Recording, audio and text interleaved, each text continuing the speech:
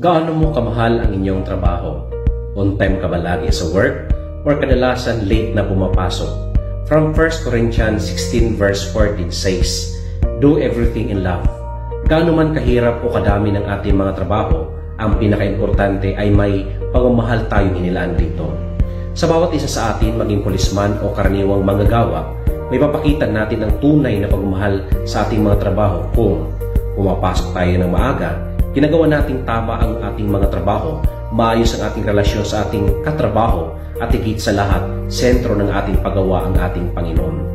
Mahirap man o madali, na-appreciate man tayo hindi ng ating mga boss, ang pinaka-importante, gawin nating kapaki-pakinabang ating mga trabaho na may dignidad at pagmamahal. Manalangin tayo. Panginoon, turuan mo kaming magtrabaho na naayon sa iyong kautusan. Bigyan mo kami ng damdaming marunong magmahal sa aming mga gawain araw-araw, lalong aming pagsilbi sa gobyerno, sa simbahan at sa aming mga pamilya. Amen.